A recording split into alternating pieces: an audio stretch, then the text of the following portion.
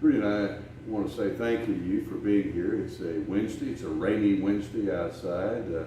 Hope you have your hope you have your water wings on. We're in Isaiah 53. Rudy has written extensively about Isaiah 53, and so for the next few days we're going to stay there, and I'm going to basically ask Rudy some questions and let him share with you what he knows. I write a blog, and I'll share my thoughts on that blog, real-voices.com. Let's read a couple of verses, and then I'm going to ask Rudy just to spend a little time talking about Isaiah 53. So we'll just get the first three verses. Who has believed what we've heard, and to whom has the arm of the Lord been revealed?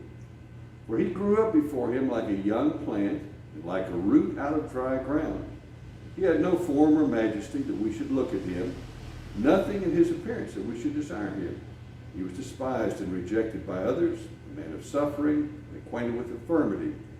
And as for one from whom others hid their faces, he was despised, and we held him of no account. And we'll probably read this again for tomorrow's lesson. My question to you, Rudy, is, and I asked you a moment ago, you did some thinking until we talked about it. What was it like when you first read Isaiah 53? And then, what was it like when you connected Isaiah 53 to Jesus?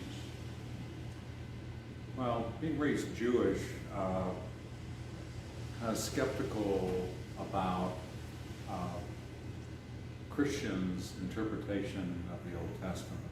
And I wondered, how did Isaiah 53, when I began listening to Christian theology, how it became so central to the Christian ideology. Right. Because it really was no place in Judaism. Mm-hmm. So when I read it the first time, I was thinking, well, did they craft the way they reported Jesus' death to fit Scripture? Mm-hmm. And that lasted quite a while, because it didn't seem possible that the accuracy of prophecy could be that accurate, actually. Right. But this was before I really understood that the Lord was the Lord of time. Right. And because he's the Lord of time, everything from the beginning is going on simultaneously with everything. Mm-hmm. Therefore, all of history is still in God's purview as he looks in through time, which he created to show himself to us. Everything is going on all the time. Right. So if Jesus was crucified before the foundation of the earth, basically God knew what he was going to do, and these are the actions that he did. Now, coming to it as a Christian, the two sentences in the beginning are what really drove me to my knees. Who has believed what we have heard, and to whom has the arm of the Lord been revealed? Right. Well, who has believed our message? Right.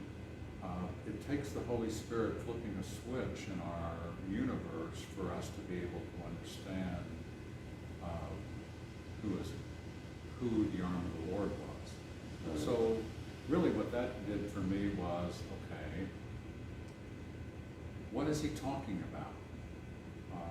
And really it goes back to Exodus 15 and how Moses describes the arm of the Lord. But even before it gets to Exodus 15, even through the plagues, it's the arm of the Lord will do this. And I don't know that there was any other way to describe Jesus pre-incarnate than his arm or his right hand. Right. That's pretty much the way that people describe a viceroy in a kingdom. Okay. And Joseph was an example of that. Mm-hmm. Okay. As he arose, he became the right hand of Pharaoh, and Pharaoh told him everything is within your power except for me. And that's kind of what God told Moses at the burning bush, that you will be as God and Aaron will be as your speaker, or high priest, or voice. Sure. So, who's believed our message? And because it's become central to Christian theology, I think that we take the theologians from the past's work on it and just accept it for ourselves without really delving into it being true. And I think that there's all these touchstones in the scriptures that, just like we talked about last time, we talked about blood. This red thread that rolls through the whole scripture is one of those themes. And I wrote a book on the 12 themes I believe the Bible is basically surrounded in or contextually put together because these things were important to God. And blood basically is a big chapter. Sure.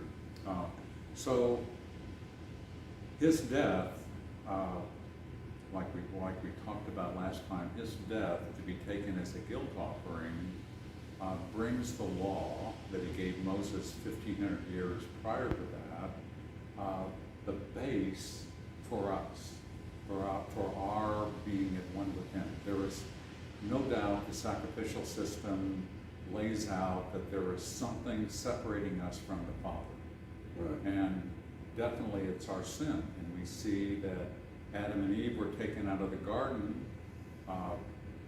and which that separated them from God in a way that we're only looking forward to after the millennium reign is over, the restoring of the garden-like relationship, except even better. Let me pause for just a second. Let's take up the sacrificial system tomorrow. And I've got my whiteboard. Let's outline it so people can see it. What I would encourage you to do today, Rudy's told his story, and it took the illumination of the Holy Spirit to make Isaiah 53 and what Jesus did for us come alive to him. I would ask you to think about the first time you read it, or maybe this is the first time you're reading it, and say to God, Lord, may your Spirit make this alive to me. Rudy, thank you. We both are, it's a hard thing to compress all that is in Isaiah 53 into 8 minutes. So we're trying. You pray for us, and you do some study on your own, okay? Thank you. God bless you. We'll see you tomorrow.